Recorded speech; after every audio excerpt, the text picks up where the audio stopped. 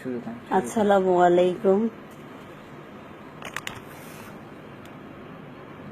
আমার এক বাংলাদেশি বোনের কালকে এক ভিডিওতে দেখলাম, সে বলল বিদেশি ছেলেকে বিয়ে করা যাবে না।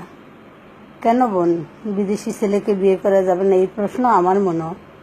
বিদেশি ভাইদের কষ্টের পরিশ্রমের টাকা দিয়ে আজকে আমাদের বাংলাদেশ চলতেছে। শত শত মায়ের ছেলে বাইরে থাকে। এই ঘাম ঝরানো পয়সা দিয়ে আজকে আমরা বিলাসিতা করছি বাংলাদেশের মাটিতে। মা বোন ভালো স্কুলে পড়াশোনা করছি, ভালো ড্রেস ব্যবহার করতেছি বিদেশি পয়সা দিয়ে। কয় বোনের ভাইয়ের বোন বাংলাদেশে বড় বড় চাকরি এবং অট্টালিকা আছে, তা ব্যবহার করছে। বেশিরভাগই বাইরের পয়সা দিয়েই তারা সুখী জীবনযাপন করছে। আর এইভাবে বলাটা বোন তোমার মনে হয় ঠিক হয়নি, কারণ কত কষ্ট ওরা বাহিরে করে তা যদি তুমি দেখতা, কোথায় তারা ঘুমায় শুধু একটি মেয়ের সুখের জন্য, একটি মায়ের সুখের জন্য, একটি বোনের সুখের জন্য। আজকে সেই বোন যদি এই কথা বলতে পারে, মেয়েরা নাকি মায়ের জাতি। আজকে তোমার ভিতরে কোন মনুষ্যত্ব আল্লাহ দিয়ে তোমার এই পৃথিবীতে পাঠাইছে, আমি অবাক তোমার কথা শুনে। তুমি কি জানো তোমার এই সুখের কারণে সে কত কিছু থেকে বঞ্চিত, কত লাঞ্ছিত, কত কষ্ট করতেছে বিদেশে?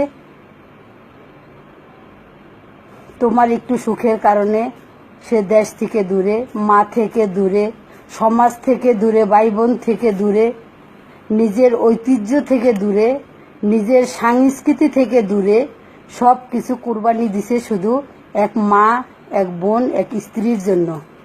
আর সে মায়ের জাতি, সে আমরা সেই বোন হয়ে বলছি আজকে বিদেশি ছেলেকে বিয়ে করা যাবে না। হ্যাঁ বোন, বিয়ে করা যাবে না। কেননা তোমার মতো দস্যু নারী যারা, তারা এই কথাই বলবে, এর চেয়ে ভালো আর বলতে পারবে না। ঘটনা হইল, তুমি তোমার এনজয়টাকে বেশি মনে করছো, কিন্তু সেও তো তোমার জন্য সবকিছু ত্যাগ করতেছে। সে তো এই কথা বলে নাই যে আমি বিয়ের পর আমি তোমার মা বাবা ভাই বোন দেশ ত্যাগ করতে তোমার জন্য আমি বাইরে যাইতে পারবো না। সে তার পাশে কে আছে? কেউ নেই। সে সকাল সন্ধ্যা জবে যায়, নিজে জব থেকে ফিরে রান্না করতে হয়, কাপড় ধুইতে হয়। ওই পয়সা সে ঠিকভাবে খায়ও না, দেশে ব্যাক করে যে আমার মা সুখে থাকবে, আমার বাবা সুখে থাকবে, আমার বোন সুখে থাকবে, আমার স্ত্রী সুখে থাকবে। আর তোমরা বলছো বিদেশি ছেলে বিয়ে করা যাবে না। আসলে তোমার খুব ইচ্ছে করছিল, যদি তোমারে আমি সামনাসামনি দেখতাম তাহলে আমি আসলে মন ভরে তোমারে দেখে নিতাম যে তুমি কি নারী না তুমি দস্যু। আর এই কিছু দস্যু জন্ম হয়েছে আমাদের মতো মায়েদের বোনদের পেটে। এই দস্যুদের কারণে আজকে আমরা জাহান্নামের রাস্তায় পা দিয়ে ফেলেছি মেয়েরা। কারণ ভাষা খুঁজে পাইতেছি না যে তোমার আমি কি বলবো। আমার বুক থরে থরে কাঁপতেছে। বিদেশে যারা থাকে তাদের মুখের দিক সন্ধ্যা হলে, যখন ওরা কাজ থেকে ফিরে, মায়া ভরা মুখ, তার ঠোঁট শুকনা, তারপরেও তারা ব্যস্ত থাকে যে এই কষ্টের পয়সা কখন আমরা আমাদের ফ্যামিলিতে পাঠাইব, তারা সুখে থাকবে। কিন্তু তার একটু সুখের কথা সে চিন্তা করছে না। আর তাদের কথা তোমরা চিন্তা করছো না যে আজকে তারা পয়সা উপার্জনের জন্য কত দূরে, শত শত মাইল দূরে অপরের কাছে থাকছে। নিজের ভাষা না, এক মুঠো রান্না করে দেওয়ার মতো কেউ নেই।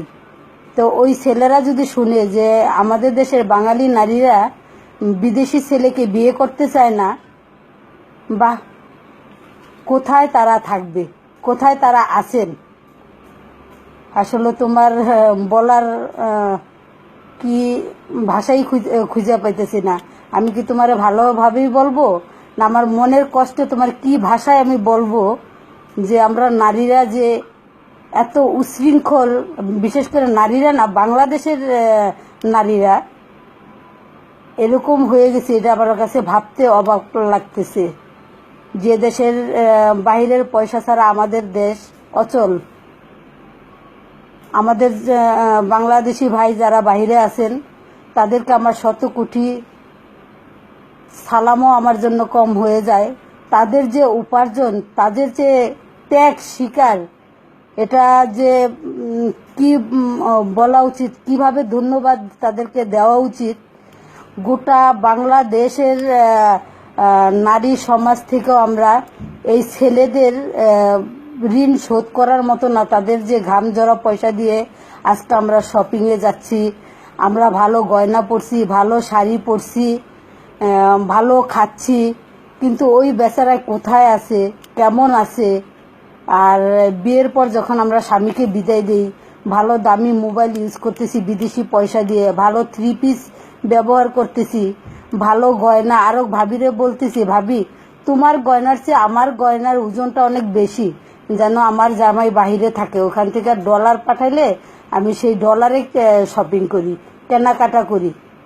আরও ভাবির বাসায় যদি ময়ূরের খাট থাকে, আমার বাসায় আরও তার চেয়েতে কি ভালো আছে, ওই ডিজাইনের খাট বানাবো।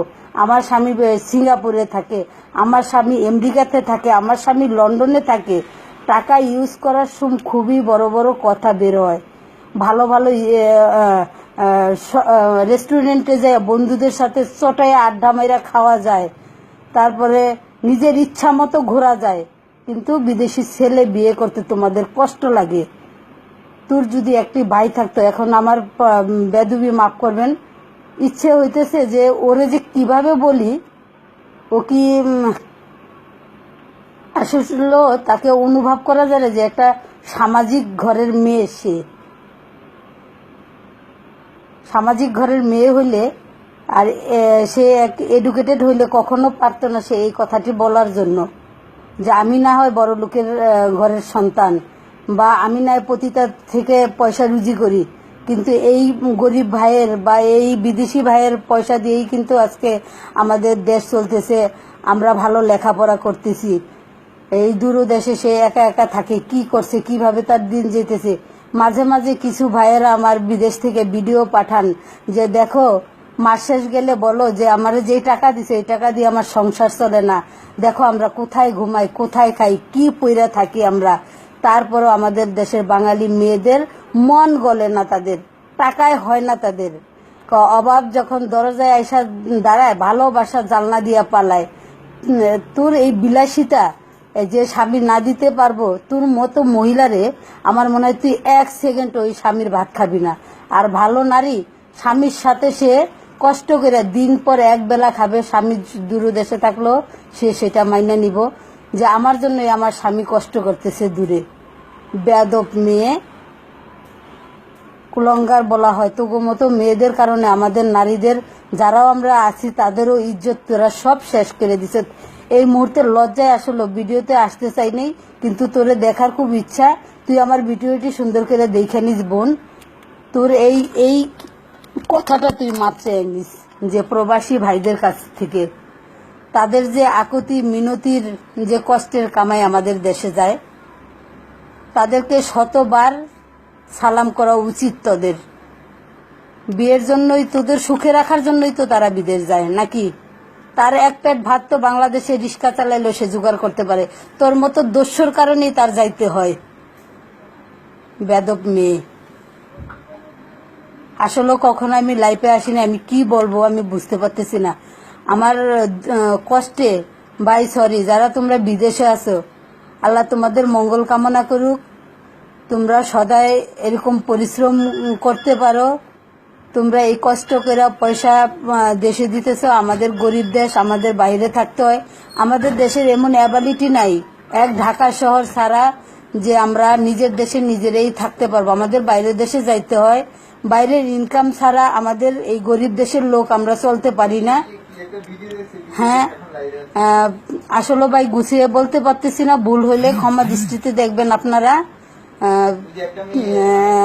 অনেক কষ্ট হয়েছে এই কথা শুনে। আমিও প্রবাসে থাকি, মালয়েশিয়া থেকে। আমি এখানে বুটিকের ব্যবসা করি, জোহরবারুতে তামান্ডায় অবস্থিত আমার দোকান। আমি আমার সকল ভাইদের বলতেছি যে এই নর্তকী মহিলাদের কথায় আপনারা কখনো কষ্ট পাবেন না। আপনাদের যে ঘাম জোড়া রক্ত পানি হয়ে ঘাম ঝরে সেই পয়সা আপনারা কামায়া দেশে পাঠান, বউ বাচ্চা সবারে দেখতেছেন, সব থেকে বঞ্চিত, সবকিছু কুরবানি দিতেছেন। আপনাদের মতো পুরুষের দায় দেওয়া চলে না। নিজের মাটিতে সবাই পারে, কিন্তু বিদেশের মাটিতে যে পারে সেই পুরুষ। আপনারা আসলে দক্ষ পুরুষ।